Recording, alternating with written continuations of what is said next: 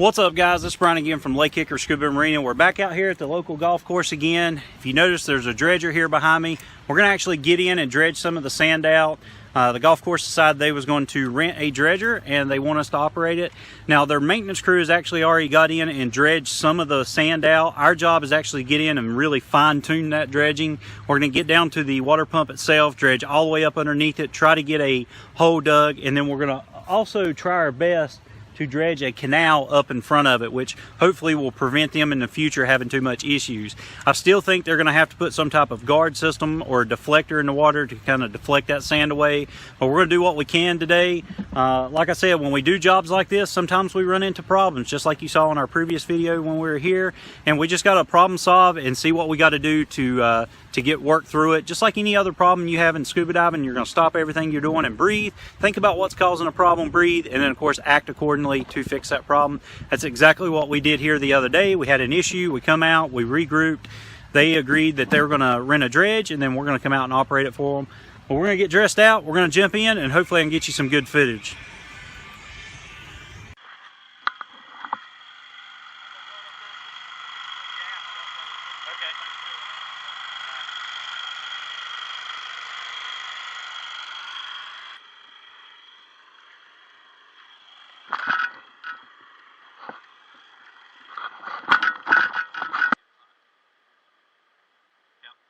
I didn't wear a hood. There's more heat here than anywhere else.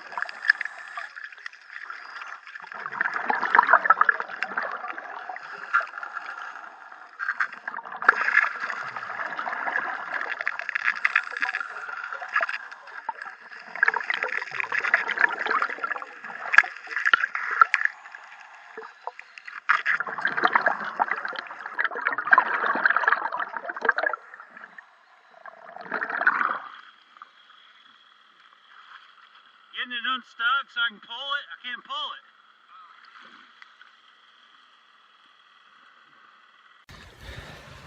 Alright guys, I want to talk a little bit about the trouble that we have a lot of times when we do this. If you can see, Jason's trying to actually disconnect the two hoses. A lot of times when we're down here sucking up leaves and sticks and mud, these hoses will actually get too clotted up with that stuff for the suction to keep going, and the dredge will actually lose its prime, so it just quits sucking altogether. Well, for us to get it reprimed, we actually have to clean out these hoses, and that's exactly what we're going to do now. We're gonna let gravity work for us. We're gonna stick a water hose in one end. We're gonna let it fill up with water, shove it down until we hit the debris or whatnot, and just let it flow itself. Once the hoses are clear, then we should be able to hook them back up and continue on.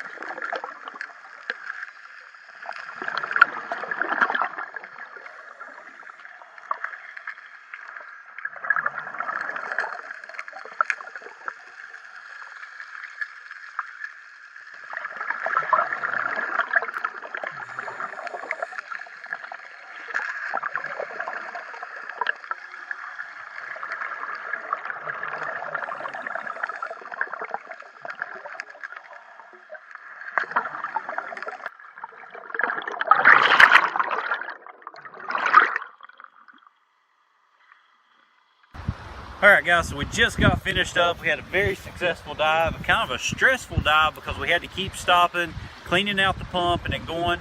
But we got our dredge here. We've actually knocked down quite a bit. Where it was about 10 inches the other day, we've actually knocked it down to about 3 foot. And then the main hole, we've got it back down to about 6 foot. And then we actually dug up underneath the water pump, so we've got it down around that 7 foot mark. Hopefully them guys will be able to get the pump up and going, get their waterfall up and going. I kind of have my doubts. I think they're going to have to kind of rebuild the impeller in it, but we're going to see. But we've got the water knocked down.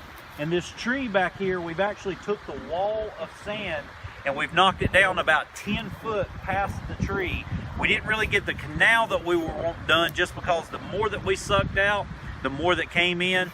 So, but thankfully we've got this whole wide area open now. We've got it knocked down.